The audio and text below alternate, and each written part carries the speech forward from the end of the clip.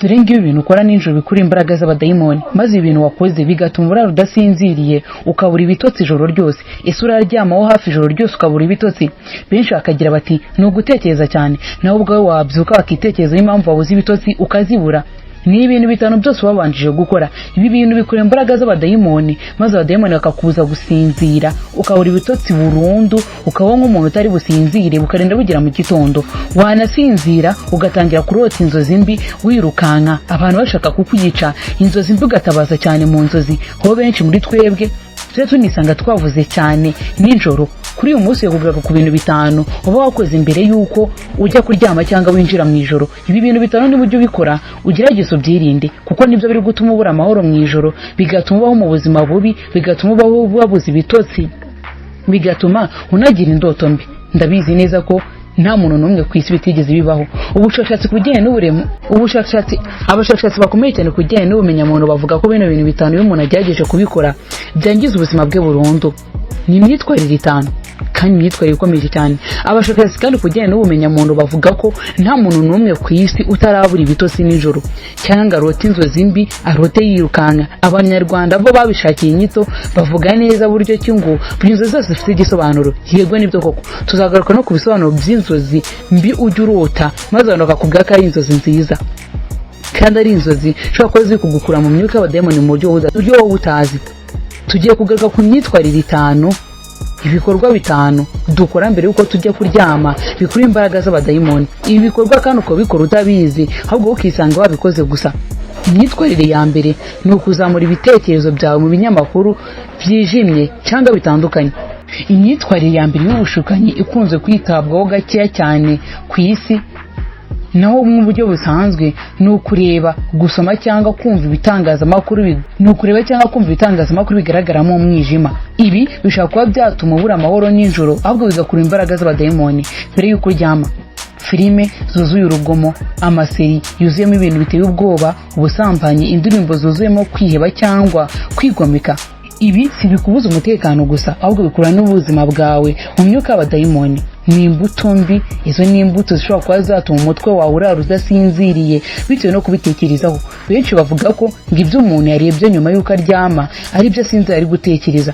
Niba wari uri kureba filime yenda ikomeye cyane kandi filime iteye ubwoba y'ubwicanyi, ushobora kwisanga iyi filime ari yo uri gutekereza ijoro ryose, maze ukaza kwisanga iyi filime wari uri gutekereza ijoro ryose iyindi ubuzima bwawe mu buryo budasanzwe, ukabura ibitotsi, ukarota nabi, ntusinzire, ugashikagurika n'ibindi bintu nk'ibyo bigiye bitandukanye.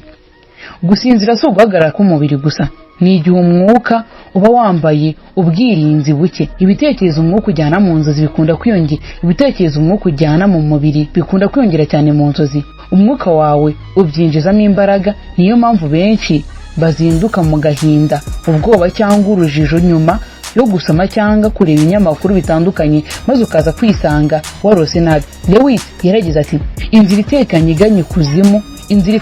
igana ikuzimu niyoroheje. Ibi kandi kubyumvisha ngo byagorana cyane, ngo bitewe n'uko ngo umwijima ushobora kuba wagukurira ibintu byinshi bibi cyane ku isi. Ibi niba utarubizi rero ubwire ko gusoma ibinyamakuru bitandukanye no kureba filime z'urukozasoni, filime ziteye ubwoba, indirimbo z'agahinda ushobora kuba byatuma ubuzima bwawe bwisanga mu kaga. Sibyo gusa kandi ibi ngibi bishobora kuba byatuma nawe ubwawe ubaho ubabaye, ukamara ijoro ryose udasinziriye, bikaba byakura n'ubuzima bwawe imbaraga z'abadayimoni. Ibi bikura imbaraga z'abadayimoni cyane bitewe n'uko uri kurota inzozi mbi n'abandi baba bari kubikurotesha n'abadayimoni. Ikindi kintu cya kabiri gikomeye cyane ni ukuryama umutima wawe utuzuye kubabarira, inzika cyangwa umujinya. Bibiliya mu Befeso igice cya 4:26 haragira hati, ntukaryame ukirakaye nguhe Satani uburyo.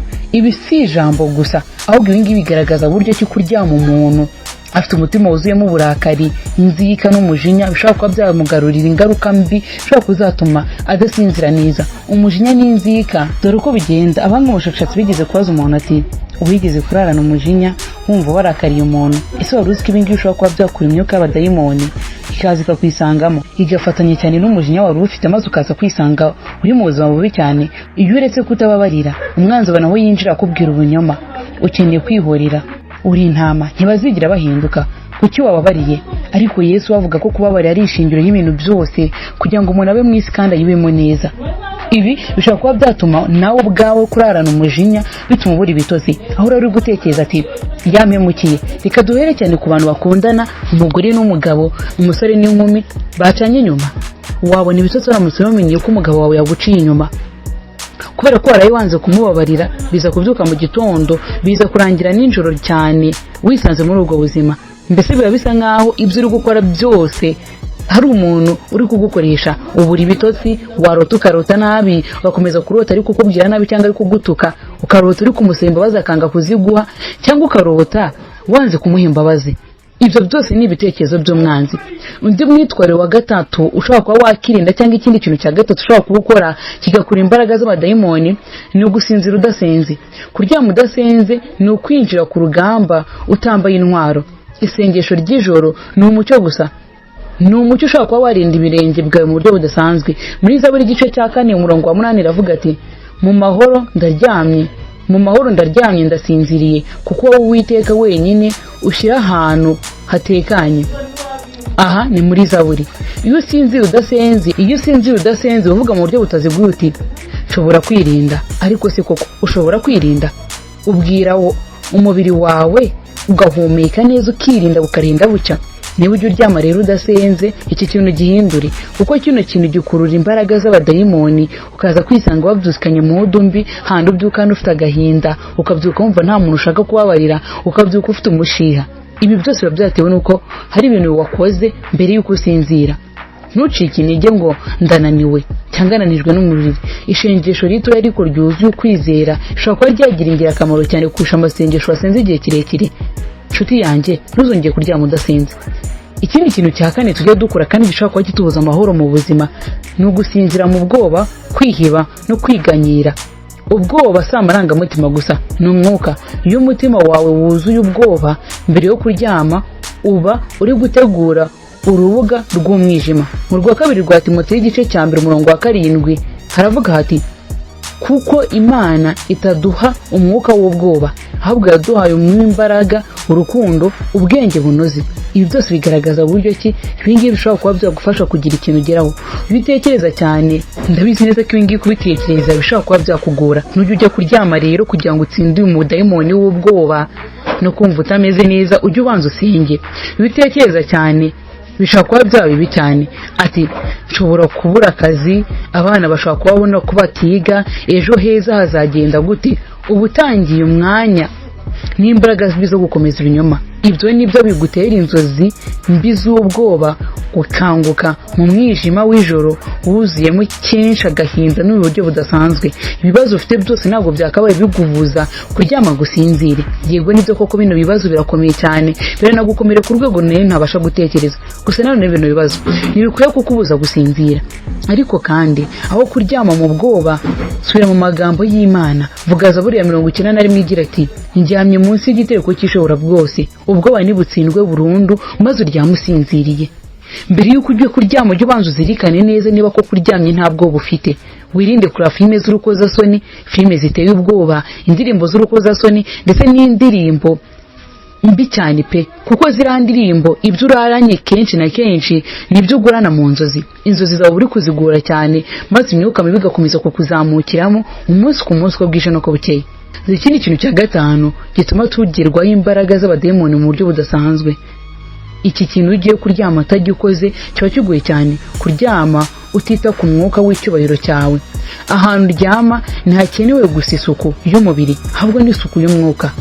Hari abasinzi bari kureba televiziyo noneho zirimo amagambo yuzuyemo ubujinya, ibyaha n'ibindi. Hari abasinzira hari ababitse ibintu bijyanye n'imyuka mibi bishobora kuba byabahumanyiriza ubuzima mu buryo budasanzwe.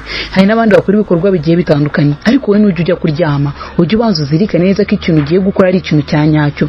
Ariko ukuri nuko ikirere cy'umwuka gifite agaciro cyane. Ndabizi neza ko ujya ugira gahunda yo kuryama maze ntubyiteho, gusa kino kintu ujye ucyitaho cyane. Nkuko twabitangiriyeho, hari byinshi umuntu agomba kwirinda igihe agiye kuryama. Kuzuza umutima wawe ibinyamakuru by'umwijima, aho twasanze filime zigiye zitandukanye. Ushaka guteza ko filime zitagira uruhare mu kubota nabi cyangwa mu kubaho nabi. Nyamara izi filime ushobora kuba zakubera ingaruka mbi mu buzima bwawe, aho ushobora kwisanga utameze neza, ibyo uri gutekereza nawe ubwawe utabizi, utazi n'ibyo urimo. Ari nayo mpamvu abajyanama b'ubuzima bagira abantu kenshi inama ivuga ati nujya kuryama rinda kureba filime z'urukozasoni, filime ziteye ubwoba n'izindi filime zigiye zitandukanye, kuko izi filime zangiza ubuzima bwawe, ko nazatuma ubuzima bwawe buba bubi cyane. Sibyo gusa kandi abandi bakagira inama yo kujya kuryama ushobora kuba byagufasha cyane, ariko nanone ukagira ibintu byinshi wirinda, kwirinda ibindi bikorwa bigiye bitandukanye, gusinzira udasenze ndetse no gusinzira mu bwoba.